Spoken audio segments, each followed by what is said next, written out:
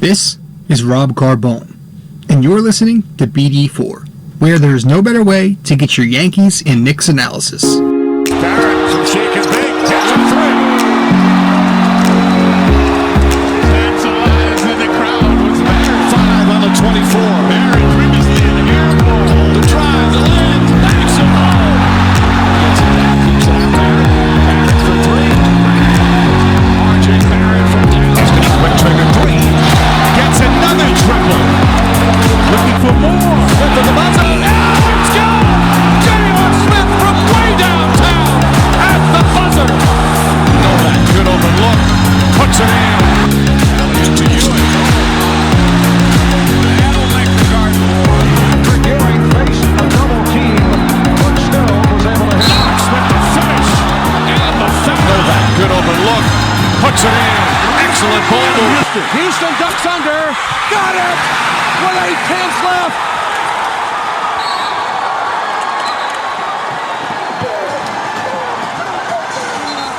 What is going on, guys? This is Rob Carbone coming at you with another episode of BD4. Episode 116 of BD4, where there is no better way to get your Yankees and Knicks analysis. Hope everybody's having a good night. As you are listening to this, it is May 9th, the earliest, May 9th, on a Saturday. So I hope everybody's good. I hope everybody's continuing to stay healthy, to stay safe, and, you know, it is what it is at this point, right? So not much has been going on over here. You know, I've just been laying back, working on the podcast, working on the blog a little bit. Nothing to do. I'm trying to find a TV show to watch. I can't find a single fucking TV show to watch. I mean, I just got done watching Breaking Bad for like and I'm not exaggerating when I say this, maybe like the 16th or 17th time. So I'm having trouble finding a new show. I tried that Westworld shit 10 different times. The first episode, I quit. I don't understand a thing. I'm not intelligent enough. You know, shows that are intellectual like that, I can't fucking keep up. So I quit that. I'm trying to find a new show. So if anybody has a new show for me to tune into and something interesting that's not Tiger King, let me know. I'm trying to find something to watch, something to keep busy with other than the podcast. But yeah, it's been rough, you know. It's been rough to find, you know, trying to find a new hobby. I should probably start working out more. Should probably start jogging, get off my fat ass and stop eating every second I can. You know, but hey, I don't know. But you know, tonight we're doing the same routine, really, not anything out of the ordinary. If you've been listening to the podcast or watching the podcast lately, we've just been breaking down a bunch of pre-draft prospects and going over their games and such. And, you know, so we're going to continue to do that. We're starting with the late first rounders, second round picks, and then we're going to work our way down to the lottery. So it's going to be a two-piece thing, right? We'll start with the mid first rounders, which we've been doing, like mid first rounders to second round. That's what we're currently on. And I don't know, maybe we're up to like 9-10 players by now. And once we're done with this, I don't know how long I'll keep this up. You know, as soon as we run out of talent, we will work our way down and talk about the lotto guys, right? The heavier talented players, the more talented players. You know, the LaMelo Balls of the world, Killian Hayes. We'll talk about Obi Toppin. We'll talk about Anthony Edwards, Cole Anthony. You know, the bigger names as soon as we conclude this little segment, you know, or piece, I guess. So tonight or this morning, whenever you're tuning into this, we're breaking down Saddiq Bey. And he's from Villanova, played there in his freshman season as well as his sophomore season. He's a combo forward, you know, a wing, 6'8", 216 pounds. Excuse me. From Villanova, 21-year-old, just turned 21, I believe, in April. And he's got some hype. You know, there's some hype around this kid as well. Lots of folks are saying he's possibly the most underrated prospect in this draft coming up. Maybe he's had a good career in college. His second season, his sophomore season, was his breakout year, where he averaged 16 points, 5 rebounds, and 2 assists on a pretty efficient 48% from the field, 45% from three-point distance on almost 6 attempts, and 77% from the free throw stripe. Did that, pretty effectively in college. Shoots the ball well, and he plays some defense. The numbers defensively aren't special. 0.8 steals, 0.4 blocks. But again, he was an efficient offensive player, just 1.5 turnovers. And he shot the ball well. That's his thing. He's a good athletic 3-and-D wing. That's what I would like to think him as. An athletic 3-and-D wing who could hopefully one day be a solid role player in the NBA. Now, some comparisons I've heard. I've actually heard Chris Middleton. I think that is way too optimistic. But maybe as a ceiling, right? Maybe if everything goes right, somebody like Saddiq Bey could be on that level. But personally, I want to say he'll be more of a Will Barton type, like a Robert Covington type of player, right? Where they come in, they stretch the floor, they provide some spacing and play a little defense. But he's a more athletic version of a Covington. This is somebody, again, who I think could be a solid role player in the NBA. So Saddiq Bey, an athletic 3-and-D wing. Tonight we're going to go over his strengths, his weaknesses, and why he may or may not be a potential fit for this NYK team. Real quick though, before we break him down, we're going to go to break, and we'll get right into it afterwards. All right.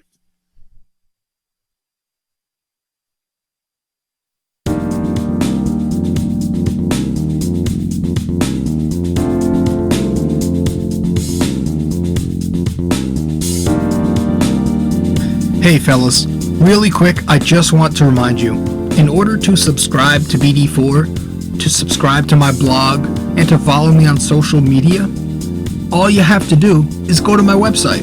That's it. Just go to nysportstalk.wordpress.com/connect. Once again, that is nysportstalkrc.wordpress.com/connect. Once there, guys, that will display all of my information. Where to subscribe to the podcast, how to subscribe to my blog, and where to follow me on social media. Guys, thank you so much, and let's get back to the show.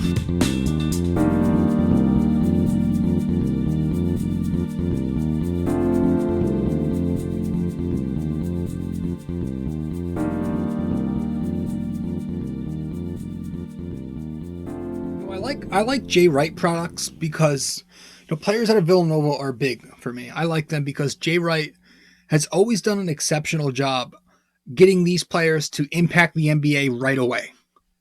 You look at just guys like Dante DiVincenzo, right? And I'm not saying these guys are going to be stars. Again, Saddiq Bey, role player, solid role player.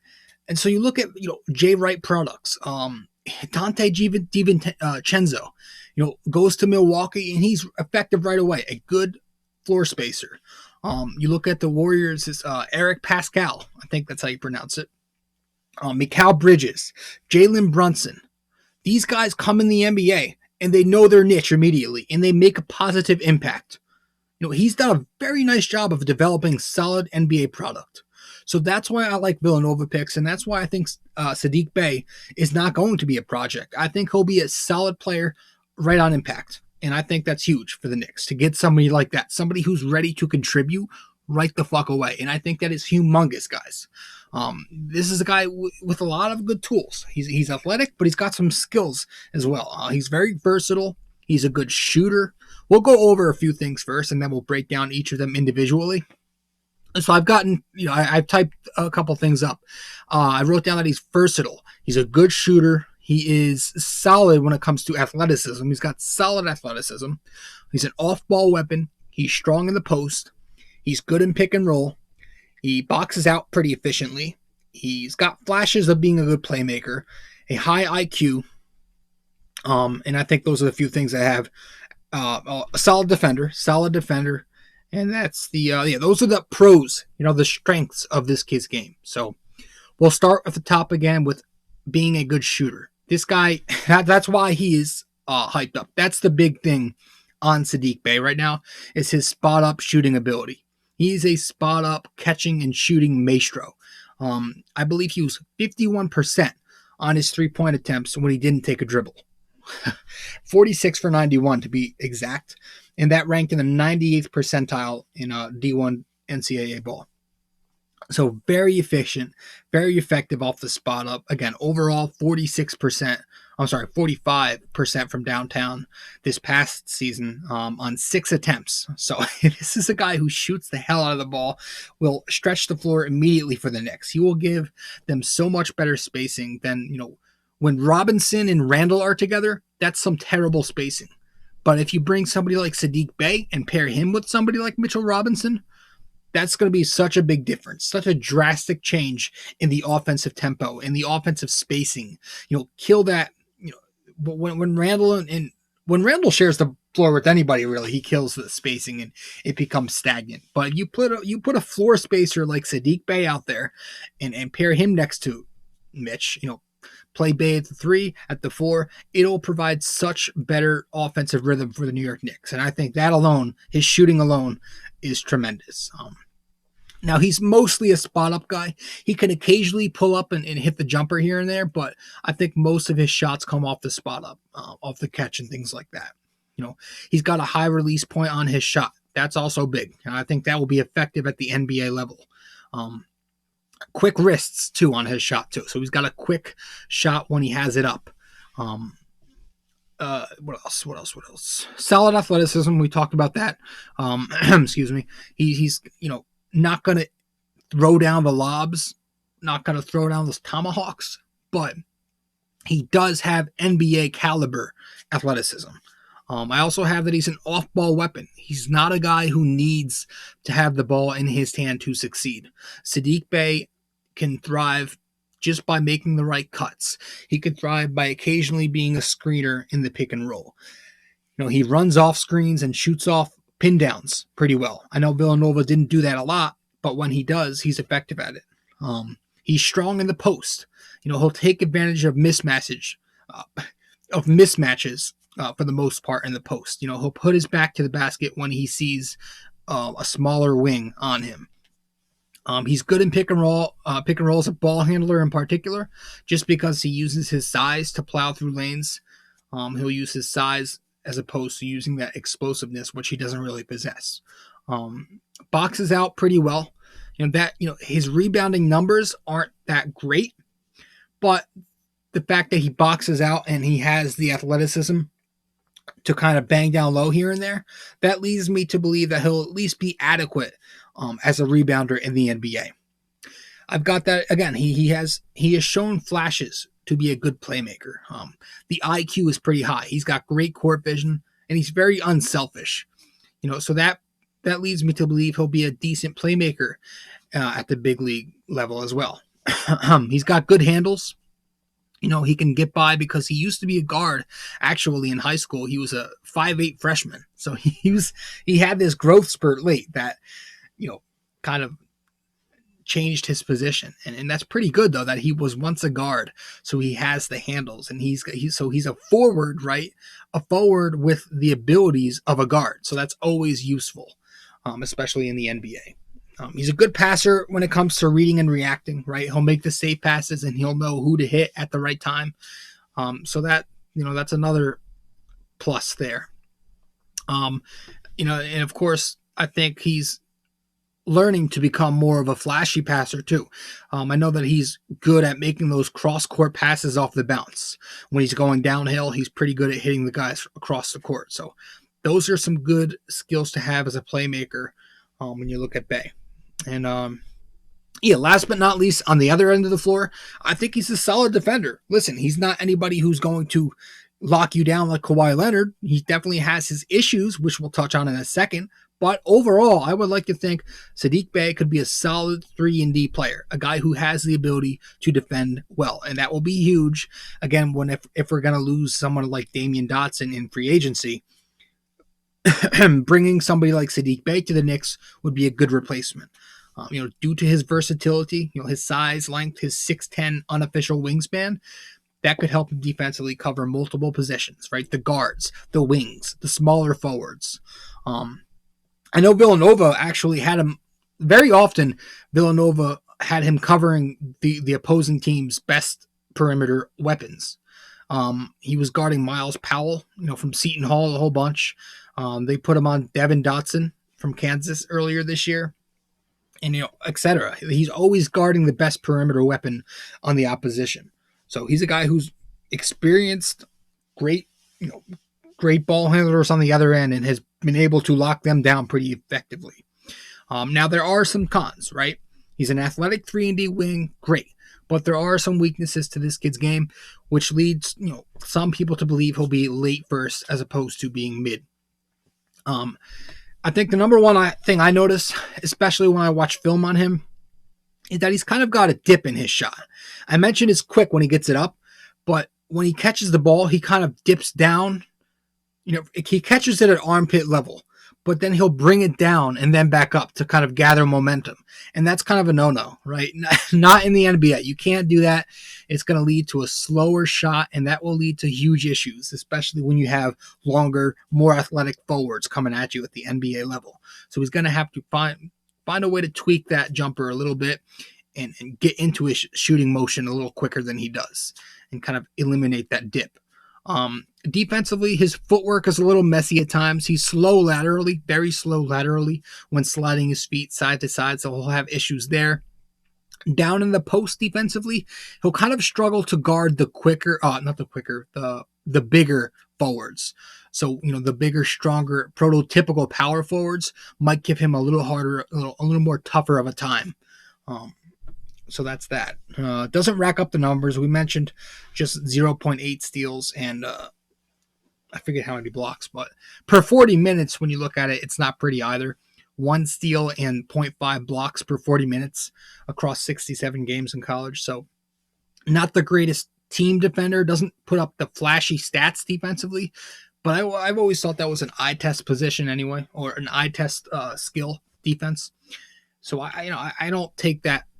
You want it to improve a little bit, but I think overall he's a pretty good defender. In the last couple of weaknesses here on about Saddiq Bey, he could be a little sloppy with his ball handling at times, but again, that's something I think can improve as well. I have that he's got, we mentioned the slow lateral slides on defense.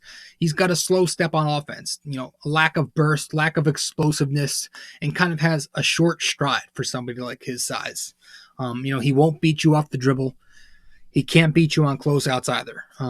With those two weaknesses, it kind of begs the question, how effective is Bey going to be at the NBA level when the opposition runs him off the three-point line? Can he really impact the game as a scorer when they force him inside the arc? That's going to be something I'm definitely going to pay close attention to. If the Knicks do draft him, that's going to be a big question to consider. But no, that's pretty much all I've got on Saddiq Bey, guys. Just a very solid overall player who I think could be, an effective player on this Knicks team. If they use him right, if they do draft him and they use him correctly, I think he'll provide some lineup flexibility. He'll give the Knicks some spacing and overall just make them a more efficient, a better scoring offense that could provide some defense in that front court as well. And that would be huge to get somebody like Bey. Yeah, that's it. That is it, guys. I don't know if the entire time, if you're watching the video format of the podcast, I apologize if the video on the right side of the screen has not been playing. I hope it has. I haven't been paying close attention to it, actually, but I hope it was working. Oh, shit. That would have sucked. I had no idea. I was just talking the entire time. I didn't look over to see if that video was playing, but there should be a highlight reel. It should have been playing. I hope it was, but nothing we could do now. I'm not going to restart this whole thing. But guys, thank you so much for tuning in. I appreciate everybody who stops by. Once again, we did Saddiq Bey tonight for episode 116. So hope everybody's doing well. Hope you're getting through this quarantine like I am. And I hope you enjoyed this episode of BD4, where there is no better way to get your Yankees and Knicks analysis. Guys, that's it for me. I'm going to wrap this one up. Thank you so much for stopping by. And I'll see you next time. Ciao.